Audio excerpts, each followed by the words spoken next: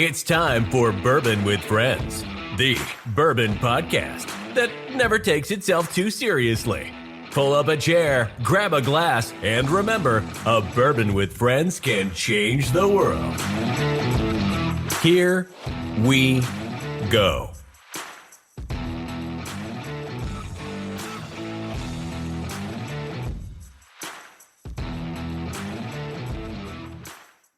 Hey everybody, welcome to Bourbon with Friends.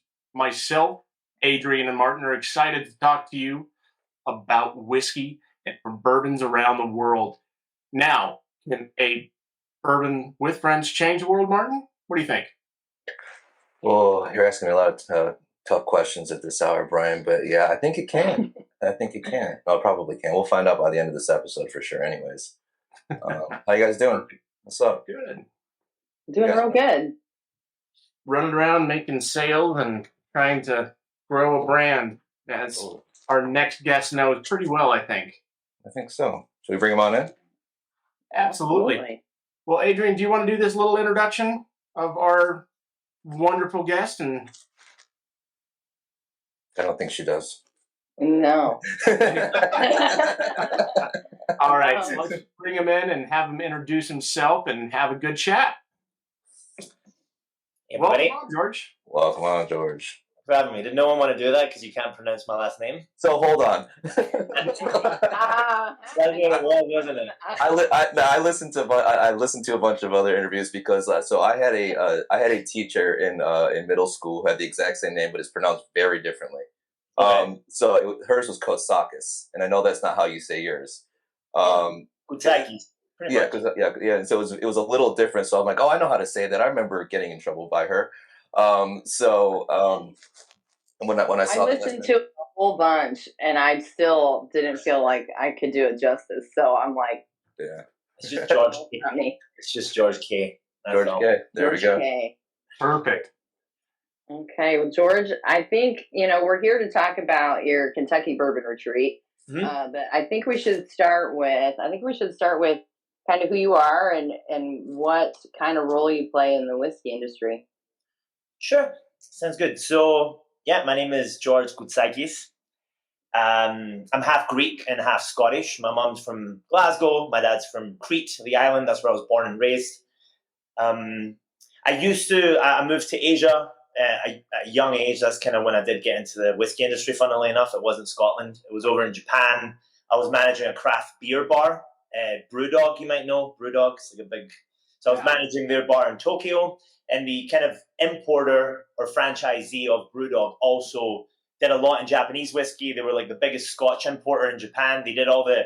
If you know much about Japanese whiskey, they did all the kind of like number one drinks, Karuizawa bottlings. They did a lot of the Chichibu bottlings. The guy's like... And he owns the Kyoto distillery, the Kinobi Gin, the black bottle.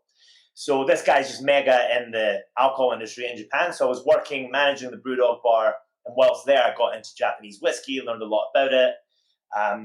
Then I became a writer. So I kind of left Japan. I started writing a lot about Japanese whiskey, Scotch.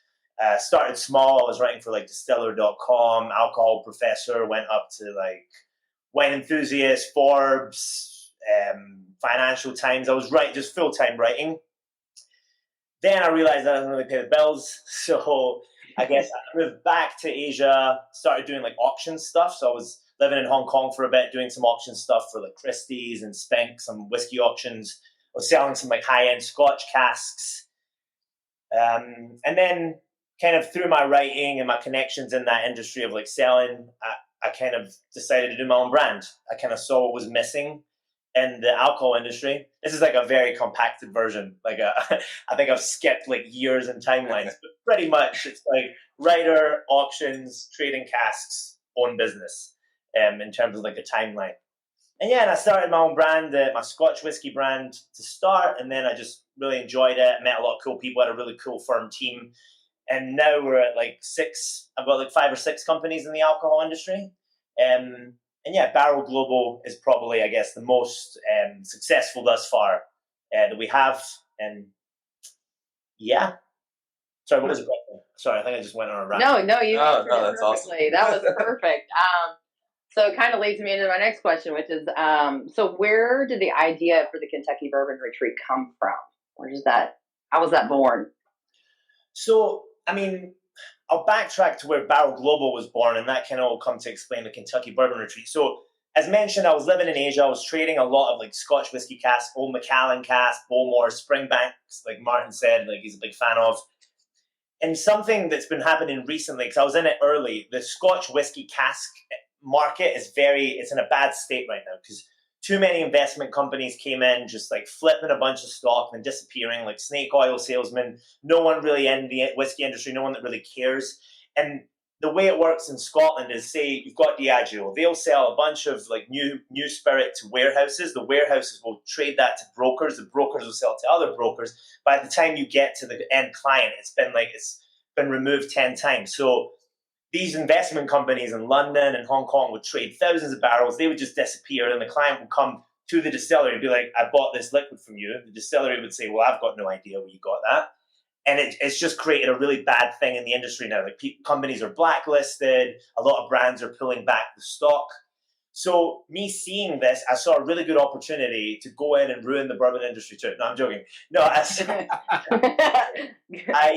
an opportunity to go into the bourbon industry and do it the right way, because the thing I like about the bourbon industry, you remove a lot of that. So you can work directly with the distilleries. You can have contracts with the distilleries.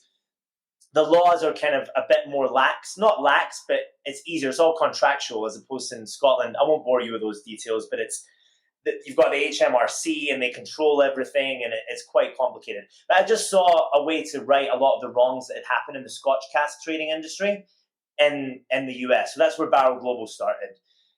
And I had seen everything that was done wrong. So we don't talk about investment. We don't promise returns like a lot of companies do, because, I mean, how can you? Like a lot of people are going to end up sad in a few years, and we all know this. We don't work with massive contract distillers, as I mentioned earlier. Like, we're not doing like these monsters that are coming online. Good for them, good business, but I see a problem in the future when these like monsters that make like 800,000 barrels a year are all doing that now, and in a few years that'll flood the market. So we work with small craft distillers. We go to the distilleries, we talk to the owners, we tell the story. As I mentioned, we're doing our own independent bottling brand with a comic book vibe that will talk about these stories of each distillery and really, emphasize where it's made. So that's kind of, I just saw a lot of things that were happening wrong in Scotch, and I wanted to do it better in bourbon. And that also brought the kind of Kentucky Bourbon Retreat to life, because I think it's like 3 or 4 months ago, I went to Casey Jones Distillery as one of our partners. And man, it was such a cool experience. I've been to a lot of distilleries, Scotland, Japan, everywhere. But went in, like, I filled my own barrel, spilled it all over myself. I think I was like 130 proof that whole day, my whole body. I like emptied my own barrel. I tasted the mash. We did it. Like, it was very, very hands-on. I got to do stuff I've never done at a lot of distilleries. And I was like, man, this is super cool. The people were really fun. And the whole setup was made so that people are able to do this. So that's when I was kind of like, wow, why don't we already sell barrels. Why don't we tie that into like 100? And one thing is you get to make 100% your own mash bill, which is, if you, in the cask industry, that's at least like 100 barrels if you want to do that and make it 100%. So our minimum's 10 with Casey Jones. So I was like, this is amazing. So your favorite bourbon mash bill, you can do that. You can go there, bring your family, it's more kind of geared towards like retreats or companies or groups. I mean, why would you go to a yoga retreat when you can, go make your own? You got me sold. I'm not going to know I was like, going and being vegan, and I mean, nothing wrong with that. But you can go make your own. Yeah, I thought I'd backtrack there. I don't know how many vegans you have on the channel. Not too many. I think you're fine. I think you'll be okay. Yeah, and I just thought, like, if this is an amazing experience for me, who's been in the industry for a bit, this is going to be fantastic for people that want to, come and just take part in the entire thing. And that's kind of how it was born. Definitely. I would it's love been to see, like, go ahead, Martin. I was gonna say I'd love to see like what people's mash bills that they choose from something like that. Like that's the nerd of me, just wanting to see like a list of all the different mash bills that people decide to choose, and like what like their preferences are. Is it high rye? Is it high wheat? Is it higher? It's a higher malt in the mash bills, or like malted barley in the mash bill. I think that'd be so interesting. So my brain definitely. Yeah, I do have a unique question. With this, you're talking about all different types of grains and sources, and I know you guys source your grains from a specific company, correct? to get those grains out there, or Casey Jones does to get that specific grain that these people want. Mm-hmm. Is it any particular grain, or is it just those grains that they source that they're able to use? Or could they request a specific grain from a specific region? Mm-hmm. So, I mean, I'll be very honest. This is the first distillery partner we're doing this. The actual goal later on is to do one with Kings County in New York, and it's more of a New York cocktail, make your own barrels. And we do one in Colorado with Laws, and they do a crazy finish. So as a learning, Laws, we work with Laws, yeah. That's insulting. I run 10th Mountain Whiskey. Oh, right, I saw that. Okay. Yeah. Sorry. It's okay. Laws, they're a phenomenal company. Right. Absolutely love them. Yeah. It's one in every state. Yeah. What with Right. 7 distilleries in Kentucky or 10. So it's, Yeah. And to be fair, Brian, for everybody. Yeah, and Laws is in Denver, Brian. You're in the fucking mountains, so it's a little easier to access. So as a learning curve, we've not had any crazy requests of I want corn from Japan or something. Right, yeah. When that happens, we'll see. But for the time being, it's more so what, within the constraints of what Casey Jones can do. I mean, you can do high wheat, high barley, high rye, whatever you want. And then they do have quite good access to different kinds of grains. And yeah, the kind of price range will change a little bit if you want to make single malt as opposed to a 95% corn. Right, yeah. Yeah. We are still learning. That's why I'm not adding any distilleries till we've really ironed out. I want to do 20, 30 tours, really see what people are saying, and just, we're trying to deliver more. We're trying to promise less and deliver more, more activities. And when that happens, my goal is to add a few distilleries a year, a few different states, do a Montana, Yellowstone one, do a absolutely. Very cool. That's gonna be really cool. Just all these experiences. The whole thing is just to make whiskey more of an experience than an investment. You can make some money, you can hold your barrels and hold them for a few years. You're obviously going to make some money, but it's just not what we want to, focus on. Yeah. So that's my brain. A political answer I've heard in a long time. So I immediately am thinking about the business part of it, right? And how much time you've invested in just the Kentucky Bourbon Retreat portion of all of this, and did it take a long time for you to kind of get the ball rolling and to get a deal with the distillery, all of that? Well, honestly, I did mention I've got a few different businesses. I am very lucky to work with my two best friends, are my left and right, and they're way more intelligent than me. They're super intelligent. I'm cool, but they're smart. They're the So we have a really good team, which is fun. A small team, but a good team, very efficient team. Honestly, it was a lot of work just to figure out all the details, the legalities around it, whether we can do that, what people can do. We don't want to be, doing anything stupid. The barrel falls on something, and that's the end of the business. Right. The barrel falls on someone's foot, and then Yeah. Yeah. Well, and I noticed the certification that you're going to offer people for the labeling. So I'm sure that probably was in part of that also. Yeah. Right? That was honestly figured out when we started Barrel Global. So that was a lot of work, to figure out the 3-tier system, the licenses we need, everything we can do. Okay. The whole bottling side of things has already been figured out. Okay.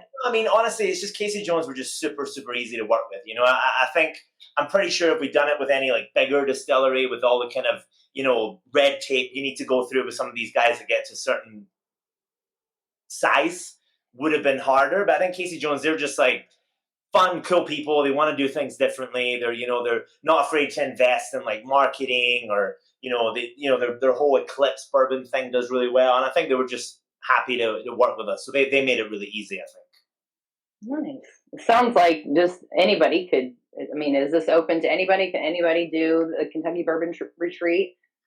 Yeah, as I said, it's a 10 barrel minimum. So, if you want to buy a barrel on Barrel Global, our barrels it's a 1 barrel minimum. We don't do minimums and investment in that. If you want to have a barrel, you can get a barrel. That's fine. But for the retreat, it's 10 because it's the bespoke mash bill. And then we kind of work with you. We're speaking of we've got a few whiskey clubs booked, one from Korea. We do not deal with air travel. Let me just. preface that. Stick that in. It's okay. It's okay. I can drive to Casey Jones. I'm good. Yeah, that's true. Pick me up on your way. Okay, I will. Yeah, I mean, we've had some interesting people, whiskey groups, some companies, because I think it's the whole idea for me was like you make these 10 barrels, you have this retreat, and then you have 10 barrels to like bottle later and do corporate gifts if you're a company. Yeah. So it's kind of, it makes sense. So how can people where can people start to learn more about it? Well, you just need to go to barrelglobal.com. There's like a Kentucky Bourbon Retreat section there. You click on it. You can book a consultancy with one of our, awesome sales guys. They know all the details and they kind of work with you to, construct your trip because there are certain things you do, but it is still a very bespoke experience. So we kind of want to make it, people will tell us what they want to do and what they want to get from it. And we, alter it in terms of what everybody needs. But yeah, just go to the website. You can click a consultancy. Somebody calls you. You get more details. We do have a page that gives you all the details, but people need further ones. Then they can get in touch. Nice. Okay. Well, and I think the big thing here is the uniqueness of it, right? And the personalization that you can offer around that. So what are some tips that you would give people to personalize their experience if they're doing this? Tips. I mean, that's tough because I guess, everybody has a different outlook, on A goal in mind. I would just say, just come in like completely open to it, do some research, find your favorite bourbon. I mean, a lot of people find the kind of, we get a lot of the classic, Weller, Blanton's. That's a lot of what we get. But yeah, I don't know, tips. I would just say, just come and have an awesome time. Like, it's going to be fun. You're going to get to take part in a lot of different parts of the whiskey experience you've never been able to.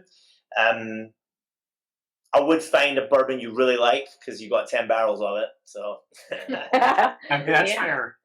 I don't end up enjoying that. Like have at least a few bottles of it to the end. Not in one go, but take a few weeks, have the whiskey, and if you really like it, those are the ones you're going to make. Because you don't want to be left with 10 barrels you don't like. And bring cool people with you. I mean, it's going to be a bonding experience. So bring people you really like. Those are some of my tips, I'd say. That's a great idea. That's a really good idea. Yeah. I went with my buddies and it was fun. We made our own battles.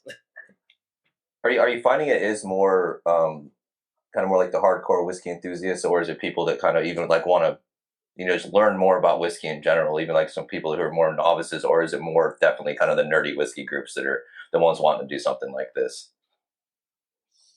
I think it's a good mix. Like we got as I said, the Korean whiskey club. Some people in Europe want to kind of plan a trip around it. But then you just get the dude that's like comes on to buy a barrel and you're like, oh, hey, you can do this. And he's like, what? I can bring my buddies, come make barrels. I'm doing that for sure. So it's a cool mix of people. But as I said, it's for us, it's just a learning curve. We just started it out. Yeah. And we always we'll send someone from our team. You'll go there, you'll do a tasting with the distillery, the head distiller, or the kind of the head of operations there, have a dinner the first night. We sit down, you talk about what you expect in the next few days, and then you get deep into it. First day is all about the actual, mashing, distillation, everything like that. Second day is all the barreling. Head into the warehouse, taste some stuff, drill into some barrels, maybe get to empty one. It's not going to be yours, obviously, but that's always fun. You whack that out of the bottom and it just pours out. Yeah. And then you also have the kind of option of doing some activities like fishing. They've got their lake there. You can go hunting, fishing, riding. There's a few different experiences you can do around there. And that's a good one. I want you to note the look on Brian's face when you said hunting. His eyebrows raised up. Like it was like those cartoon eyes, like that, like pop out of his skull. Exactly.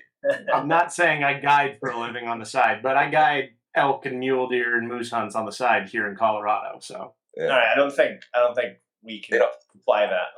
No, I don't think so. But I'm happy to come down there and shoot some other shit. That's fine. That's awesome, and we were, and that's the thing. I think it's a fantastic concept and idea, and it's really kind of comes from just kind of and that's kind of why I asked that question, because it is coming from an enthusiast heart. someone who genuinely loves the process and really wants someone else to experience something that they got to experience. And I mean, you sold me on it before we started this one in the backstage. You're like, by the end of this, I'm going to sell you a barrel. Yeah. You might have. So, I'm gonna set you guys up then if I get Brian an elk. yeah, that is. Get me an elk, it's done. I'm coming out there, especially in Kentucky. Woo!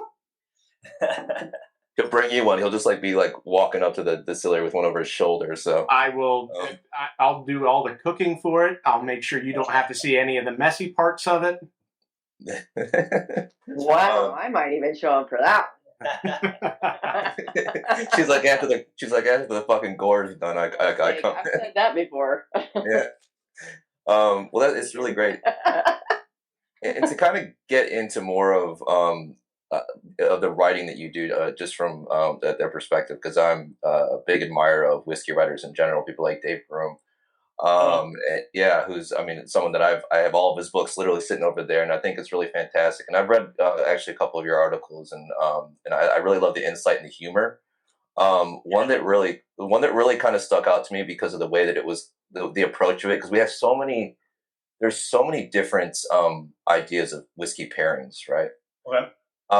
And I think one that I saw that I liked is it wasn't just like, oh, well, pair it with this food or pair it with this cigar or even pair it with this cheese. It was a mention of music. And I think that to me is such a cool thing, because that's what I do. I'll sit there and there's a certain mood that I'm in. I play a certain record, and then I'm like, oh, well, I want to grab this bottle. This bottle reminds me of this moment. So I guess for me, what would your ideal kind of whiskey and music pairing be?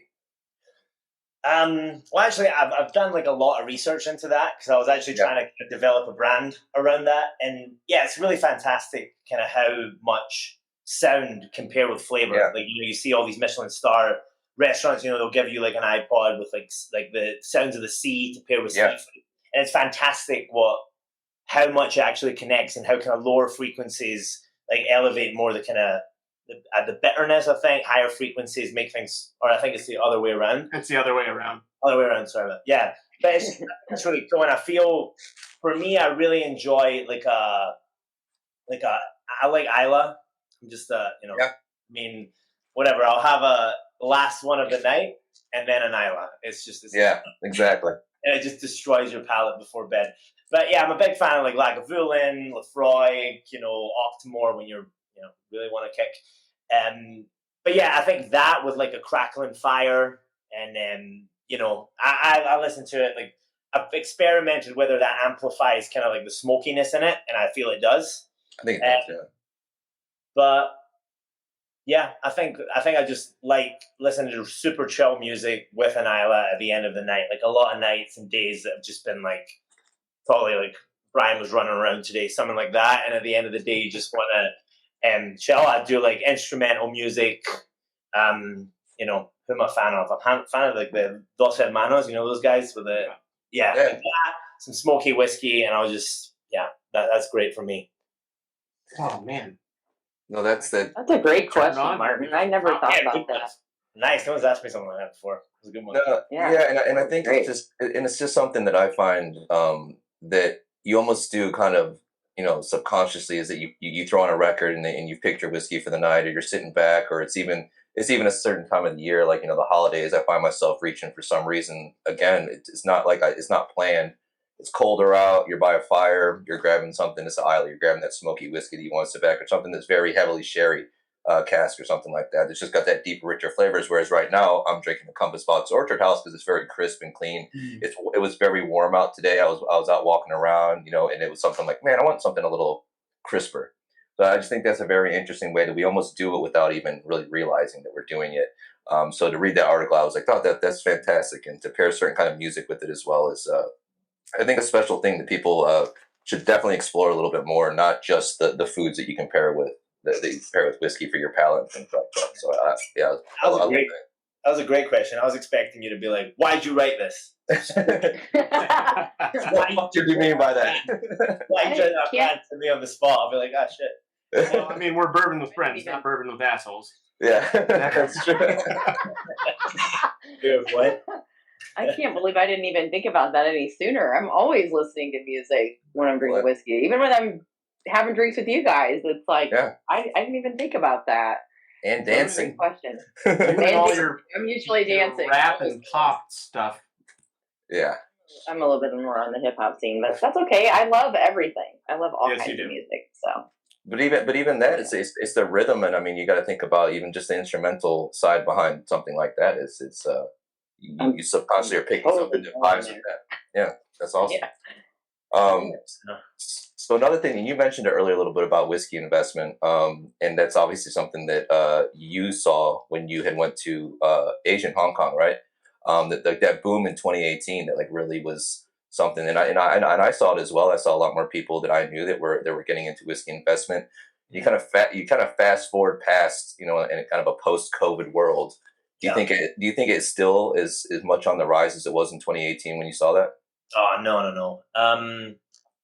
No, Asia's slowed down significantly because that's still. I mean, I do Barrel Global, but I still have my private client list. And if you can sell someone a cask of Macallan 30, you're going to do it.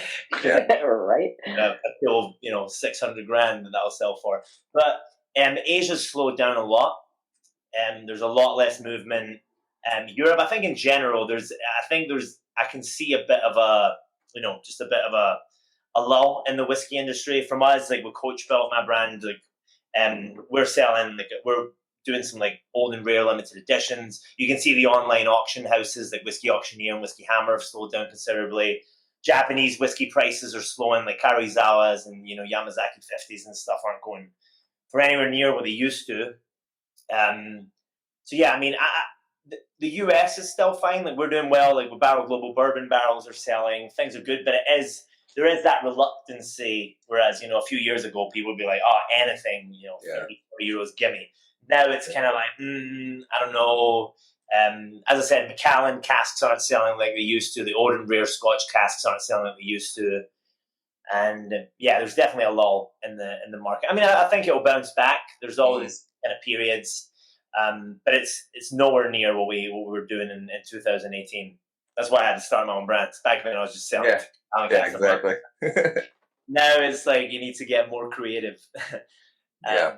I think definitely the bourbon industry has a lot to go, though. That's another reason we came in with Barrel Global, because I feel Scotch is doing great and it will always be Scotch, but I just feel there's so much room for growth in bourbon when, most of these brands haven't even started looking at export markets. It's crazy how much they grow just in the US. So imagine they start actually making a big effort with marketing effort and budget and export markets. I reckon that's going to be a really big second burst for bourbon. I think it has that, whereas Scotch is already global and, it's a bit different, in my opinion, anyway. Yeah. I mean, do you think go ahead, Adrian. You gave me the floor last time. Okay. All right. So you mentioned Kings County, I think it was. And so are you thinking that's going to be a New York bourbon retreat then? Would it have a different name then? Or are you thinking of that type of situation, or just sticking with the Kentucky Bourbon Retreat? Yeah. So I think the idea is like it'll be a bourbon retreat, and then we'll have different locations. Is my end goal. Like I'd like to. Someone comes on, I'm like, right, what do you want to do? We've got 5 locations. At this one, like I feel like New York would be more like bar hopping, cocktails and whiskey. Yeah. Hang out with the dudes there at Kings County, and the owner there just released a new cocktail book, not actually a bourbon book. So I think that would be that. I think, maybe Montana would be more of like a nature thing.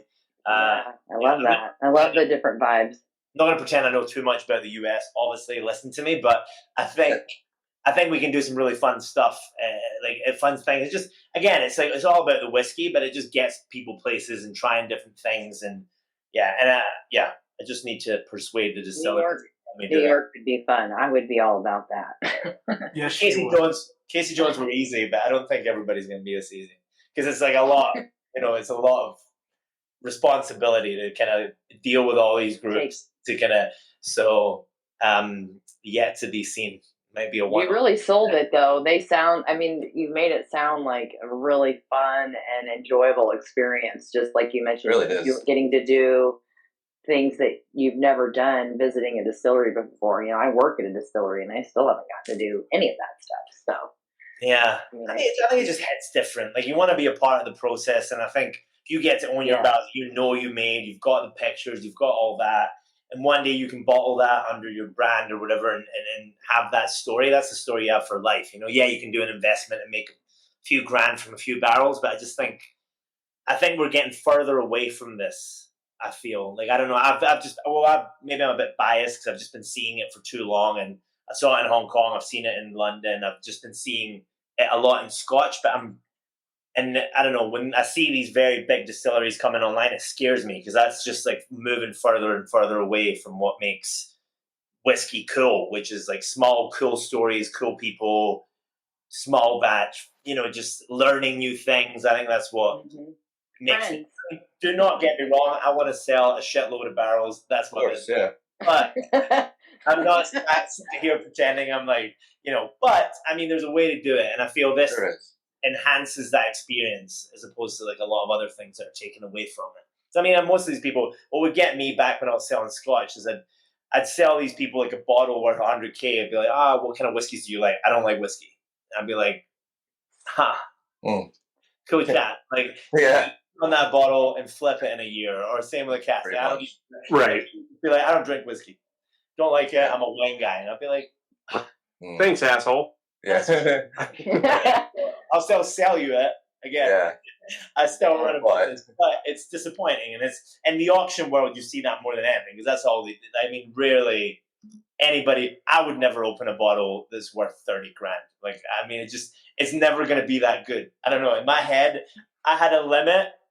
Of like a few grand because I can open that and still enjoy it. But any other whiskey that's worth like 100 grand, I'll be like, no, it doesn't matter if it's the best whiskey in the world. It's not worth that. You know what I mean? It's so hard to. I'm with you. I'm with you on that one. And I think that's. Brian disagrees. What were you saying there, Brian? I come from a pretty prestigious family in Scotland. Okay. Yeah, so you may know the distillery. It's Dewar's. I've never heard of that. Yeah, no, the small little company fucking around there.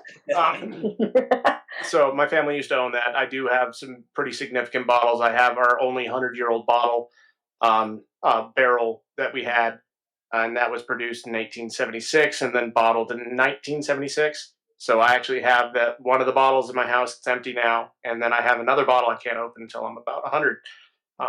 So, or married or have a kid forever. Yeah, or until I steal it from you. So you're never getting into those states. Yeah. I can try, damn it. Yeah. I think everybody will have a different point, right? For somebody, it'll be a $200 bottle. Somebody will be $5 grand. Some of these guys, when I lived in Asia, like, you know, $50 grand's nothing to them. But for me, I don't know. I've tried the Yamazaki 50s. I've tried the Karizawas. Honestly, I'll say this: some of the Karizawas are shit. Like, they were made to be a soldier whiskey. It was the soldier component in a blend. So some of these, the 1965s that are like 300 grand. I had it. I was like, are you serious? Like, seriously, I can have like a decent Compass box or even my whiskey. It's like, you know, it's way more drinkable. But yeah, I mean, again, I think it's just someone's treasure. For me, it's like I would go as far as, for me personally, if you give me some Dewar's 100, I will have it and enjoy it. But for me, you better. Jesus.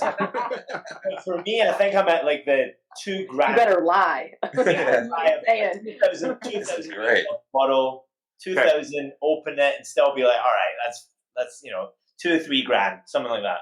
If it goes beyond that, I feel I'd just be like negative. I'd be like, nah, this isn't worth it. Yeah. I can get a cheaper one. Yeah. I mean, it depends on what you're making, right? So you have some of the people from around the world that are making X amount of dollars, and we couldn't even fathom that amount, right? I mean, there's a couple of us that run companies. Martin does a phenomenal job in his job. Adrian does a phenomenal job in her job. But if you're talking a bottle that could be extensive to $100,000, I live right down the street from Aspen. I live right in the middle between Vail and Aspen, so I'm in the richest part of Colorado, but in the poorest part of those two areas, when it's not even that low in income to say the least. Yeah. And some of these people that I live around are buying $50,000 bottles or $100,000 barrels and just saying, hey, here's a bottle, have fun with it. Or here's this bottle. I bought it 10 years ago and my son didn't want it. So do you want to have it? And he paid $5,000 to $10,000 for it back then. Yeah. I mean, I think it's, for me, I went through a phase with food, right? When I lived in Asia, in Taiwan, I was living, and I would go to like high-end, like, you know, fine dining restaurants all the time. And I feel that the price point there, like 2 out of 10 will be like, damn, that was unbelievable, super worth it. But then the other 7, you'll be like, I was like all these small little bits. Now I'm at a stage in my life where I like the kind of in the middle, like a nice little French bistro or a cool Italian place, and it's value for money. You'll get some good wine, get good food, and you'll leave being like, that was well worth it. So for me, it's less about the money as opposed to what I value that at for the price that it's worth. And me knowing knowing the whiskey industry, $100,000 bottle of whiskey, if I had to pay especially, I'd be like, this. It's not that amazing compared to a really, really good, because we can easily find a 4-year-old bourbon or a 25-year-old Scotch or a Springbank, and then that's fantastic. And so I think it's just the like value to price ratio for me that's changed in terms of like food and whiskey. But again, that threshold is different for everybody. When 50 grand is nothing to you, then it doesn't matter. It's not nothing to me. I'm still close to that. You really do exude this feeling of experience. Like you just live your life like that. So that's very cool that you're turning that into, your business. Yeah, I mean, I don't know. I love the alcohol industry. I was in Scotch, I'm in bourbon, I'm in tequila now, here in tequila. I just think it's just spirits, though. Beer is a bit, I don't know, people are a bit douchier in beer. But I don't do beer. But it's just such a cool industry. You get to meet so many cool people, so many cool stories. And yes. Yeah, and that's why I've not kind of been married to one industry. I respect the ones that are, like I said, Dave Broom's a legend. I know him, and he's an awesome guy. For me, I don't know. I keep moving, traveling, and just exploring, I suppose, and just seeing the really cool parts of all these industries because there's just so many cool people in all of them. It really is. Yeah. And that's why I love bourbon as well because, as I said, Scotch was a big part of my life. But I feel Scotch got to a point where a lot of the suppliers were just like, yeah, whatever. We don't want your business. We don't need it. We're that. And I was getting that. I'd be trying to buy cask, but I want to buy this. They'd be like, meh, I don't know, whatever. And I like in bourbon that everybody's like just going, they're like on it. They want to, they're still friendly and nice, but they want that growth because it's newer after Prohibition. Everybody's just excited and going and trying new things. And I've really enjoyed that in bourbon. And do you think that comes from a place, because especially with Scotch, do you think that comes from a place of tradition with Scotch versus like bourbon where there's such like a big boom for it? And obviously even things like American single malts, this that kind of like becoming like such a big thing that it's easier to kind of come into that industry where there's a lot more fresh faces and things like more accepting of new ideas, where Scotch is a little bit more traditional. They feel like they've been doing it for so long that they know what they're doing kind of thing. Is that kind of the general vibe? That too, but honestly, I think the auctions and like the Asian markets, that ruined it. Because they would just, for example, a Macallan cask. I remember you would, a Macallan cask is worth, a 30 euros is going to be worth like $700,000 US, right? Yeah. So you'd want a sample of that. You'd want to try it. And in Asia, they were like a lot of, like when it was a big buying spree in Hong Kong and Singapore, people would buy it without a sample. They just go in and be like, I'll take it. So then, if you actually request a sample, suppliers would be like, well, I can sell this there without a sample, so I'm not dealing with all that process. So I actually think the whole auction boom and just people paying whatever for bottles, I think that's what did a lot of the damage. I think a lot of producers were like, well, I don't care about you because I can just offer this to my Asian clients or my clients that will pay whatever in the Middle East or whatever. And I think that's what ruined it. And that ruined that kind of thirst to keep growing and changing and doing things differently because they got so complacent because it was just selling so easy. And now it's slowed. And now I think we'll see some changes. I think people will start, because that's the thing in the US. It was a newer market. They had a lot to compete with. So they started doing things differently and just being open to things and just hustling. You you can't just get, that's why I like what I do because I'm just always like, I'm never going to get to the point where, oh, whatever, I'm fine. I like you just keep going. And the US, I mean, the bourbon market in the US really has that, and I see it. Yeah. Get back to the Kentucky Bourbon Retreat a little bit. Do you offer, or not that I'm mad about what we're talking about. I'm not at all. I just have another question. Yeah. So She wants to come, basically. She wants to do this. This is why she keeps coming back to it. So. Are there going to be any finishes, like finished, like casting that you can, will that be an option? Even, is it now or will it be in the future?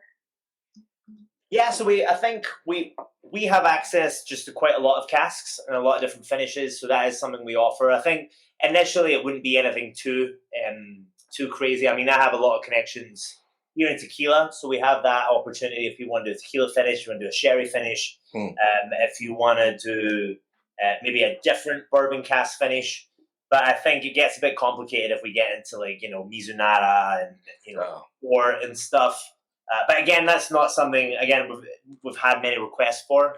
And I think the people we've had are kind of at the level of, know a bit about whiskey, like whiskey, but we've not really had those real experts come in that really want to, make some crazy. I mean, I'd be excited for that. I'd actually probably go hang out. Yeah, right. Crazy people going, I want this grain, I want this type of corn, red, blue, these finishes. I think I'd probably go hang out for those.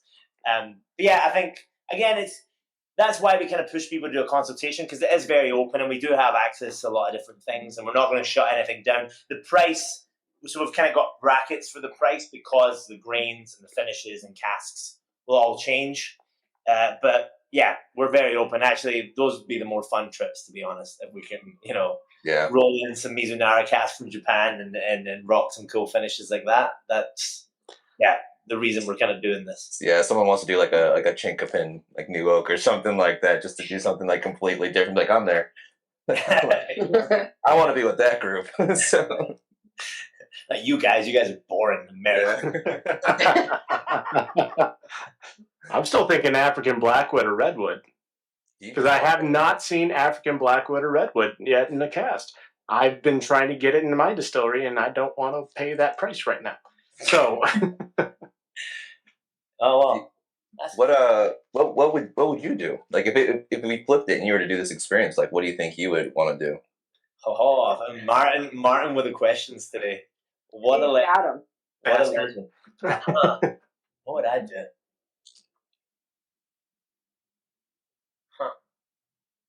Well, I definitely want to do, like, I love, just from living in Japan, I'd want to do a few Mizunara casks. Like, I don't know. But then I'd want to leave them for, like, because everybody does, like, a finish in Mizunara for, like, a few months, and they're like, hey, whereas it takes, like, years or 20 years to actually get the flavor. I do some Mizunara casks.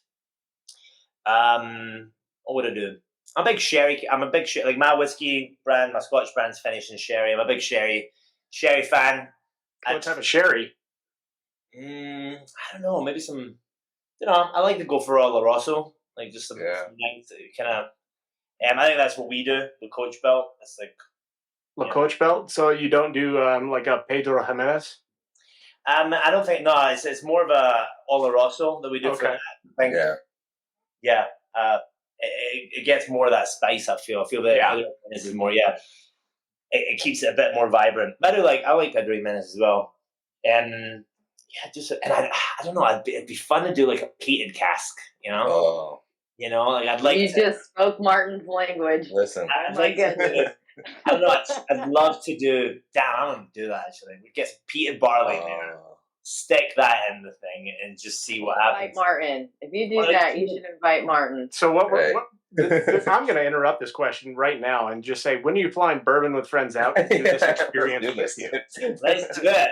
So, because we're those two will drive. I'll fly out. I will. I'll have drive. a good time. No problem. Yeah. Mm-hmm. Yeah, let's do it. That'll be super fun. Go make something badass. A peated. I mean, I used to live in Taiwan. If you know Kavalan, and they did they used to do a peated cask. So they would get a cask that had peated whiskey and finish normal whiskey in it. So that could be fun too. If we couldn't do like the peated barley, we could get some. I don't know. Get some guys from Isla to send us a few casks and stick some bourbon in there. See what happens. That'd be amazing. I've always wanted to do that, or a peated rye. just to see like what happens with the rye when you do something like that too. Because I mean, County just released one. they really. Yep. Yeah, I want to try that. I was just there, and I didn't know they were doing that, or I'd have been like, Let me have some. I just had it I at know my liquor what's on your store, face so I now. have to pick it up. oh man, let me know. That just looks so sexy. I mean, you're not too far from me, ish. It's so hard to get stuff into Mexico, man. They stop it all. Like they want you to just tequila and mezcal. They don't let. I have had like cases set back all the time. I've got some people that jump over the border. I didn't say that. I don't do that that. legally cross the border and provide you alcohol in the legal sense, right? And their case, Yeah. in 4 liters. So that's how they do it. It's never. Yeah. But yeah, so I think that's what I'll do. I do some sherries, I do mizunaras, and please no one come to me with that request though, because that sounds like a lot of work. Yeah. It would be. Kentucky Bourbon Retreat, I want to do that. Don't come to me with that. You can source some mizunara casks, peated casks, sherry casks. Yeah. A year. Well, we're gonna put this out, and you're gonna see like 60 fucking requests for like just like random like different like virgin oaks and stuff I like heard that. there's this one type of oak in China. That's I awesome. mean, that's absolutely phenomenal, and everything that you're doing for your company and your companies in general, right? Since you do have a Scotch brand, you're growing your companies nationally and internationally to the extent where you're able to provide for yourself, for your best friends that you said, your left and right hand men. I'm not good at words sometimes. Mans. Mice. The plural of mans. Mises, man. got it. But with that, is there a difference of where you would have started this? Would you have started this in Kentucky, or would you have started it anywhere around the U.S. besides Kentucky, even to get this brand off the ground? So, I mean, what I actually really love in the US, and that's one of the reasons we're doing these retreats, and why we work with, like, we could just work with a few distilleries in Kentucky and just leave it at that. But I love what's happening in the US because it's kind of what's happened in Scotland. It's kind of what's happened all over the world. It's kind of how many times a day our sales guys have a call and it's like, we want to go with bourbon from New York. They're like, what? No way. Bourbon's from Kentucky. Like, it's still, and I love what's happening in the US. I think that's just going to, again, it's all about, for me and the businesses, it's all about future thinking. Yes, I could sell like 1,000 barrels now and just get the hell out and get lost, but I'm trying to build a reputation. I'm trying to build it for longevity, and that's part of the independent bottlings, and that's part of what's happening all across the US, that kind of renaissance of different flavors, different maturation. In Colorado, they're doing fun stuff, and New York, and I love that. That's what I love the most. If it was just Kentucky, to be honest, I find it hard to do a business that I'm bored in. And if I was just, I love Kentucky. It's amazing that I wouldn't just want it to be that. I like all the different flavors that come through. I like what Kings County's doing, with the 20% barley, the 80% corn, doing a cool mash bill that's trying to be closer to Scotland. What Laws is doing, what Laws is doing with their finish thing. I love that side of it. And it's not just terroir and temperature and altitude that changes. It's also ideas and, ways of thinking that will be different in different parts of the US. So we started with Kentucky, we did, but what I'm loving the most is finding all these little award-winning cool distilleries across the US and working with them. And the retreat's going to be more of an excuse to do that for me, because I'm like, I want to go to Montana and ride a horse. So I'm going to try to find a distillery in Montana to give me an excuse to go up there and do it. Well, I may know 2 or 3 of them that are pretty good friends, so I'll recommend them out to you and see if we can get that going for you. Yeah, please do, because I spoke to a few, didn't really go anywhere, but that's definitely a really cool one on the list because I want to go. Brian does know. He knows horses up there that he can talk to and go. Just a few horses. It's just a horse. So, George, we've talked a lot about whiskey tonight. Normally, what we do at this point is ask something that has nothing to do at all with whiskey. I did the last one, so one of you two got to do it this time. I think Brian, you came up with. Have you done one yet?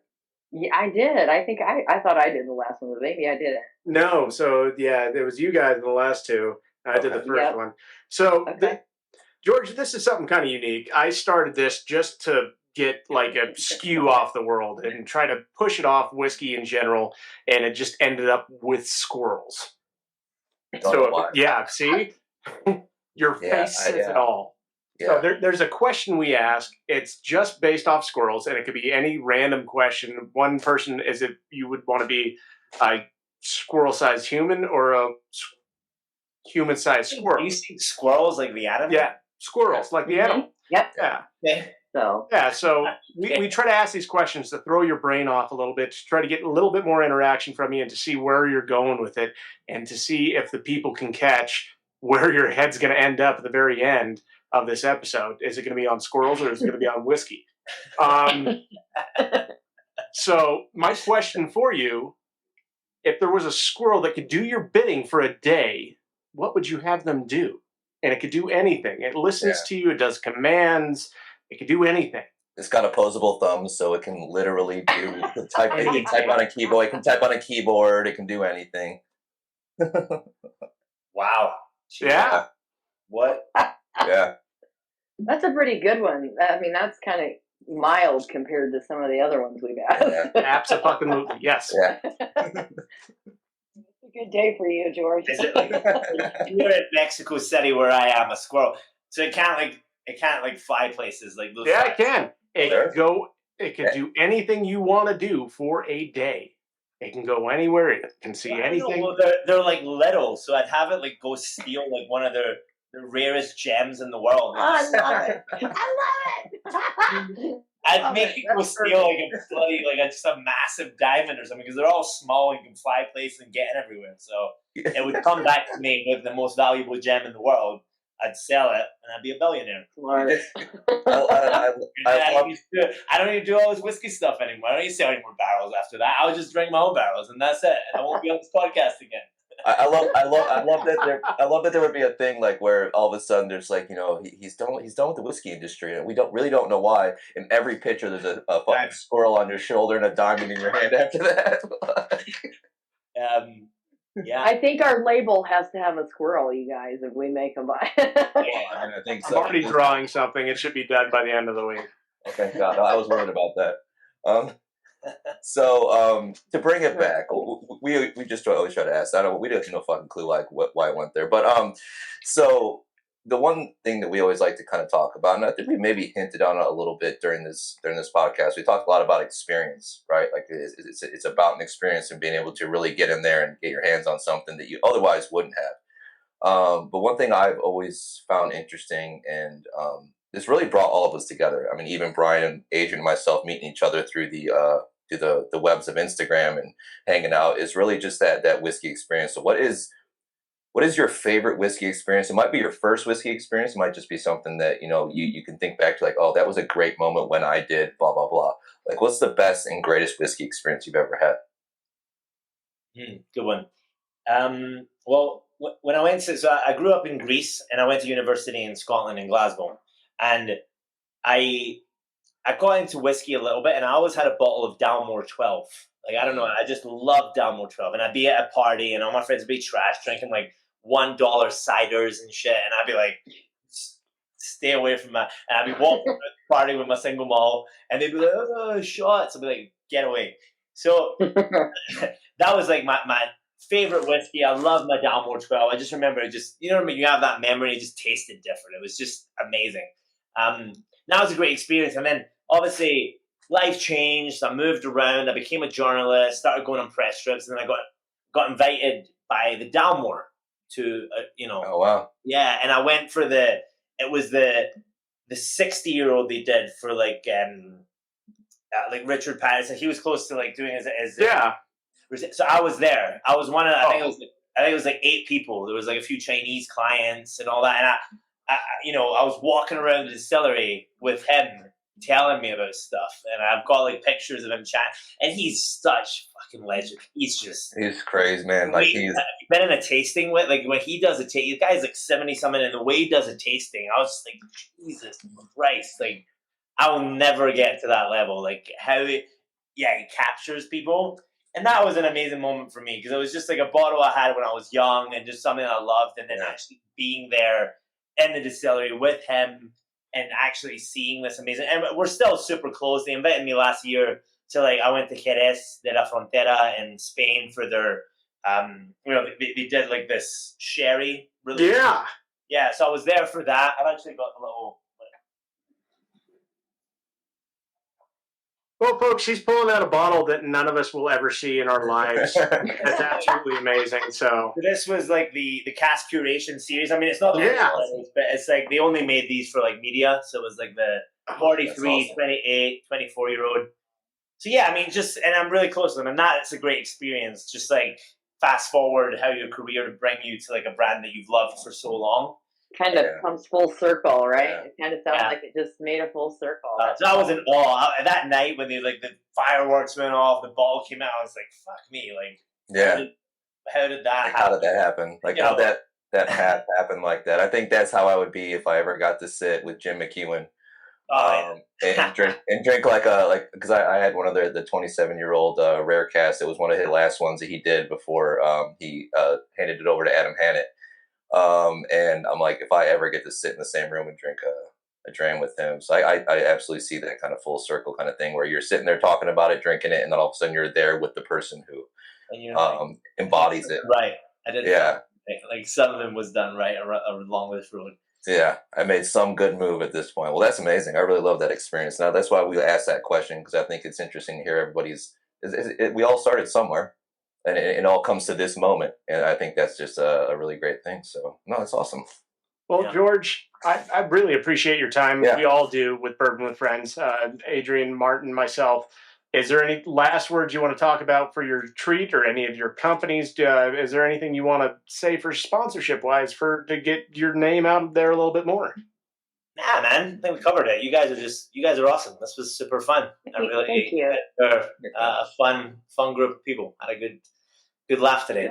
Good. Awesome. Good. Well, we appreciate it, George. You owe me a squirrel, Brian. He's good at heists. He needs to be good at heists. I'm not going to say it's not going to be stuffed, but I was going to say it might be dead. Well, folks, we appreciate your time. We thank you guys for joining in. And just remember, a bourbon with friends can change the world. Thank you so much. Cheers, guys. Cheers. That's it for this episode of Bourbon with Friends. Be sure to subscribe so you don't miss a single episode. While you're at it, leave us a review to make it easier for others to find the show. You can also check us out on Instagram at Bwfpodcast. Thanks for listening.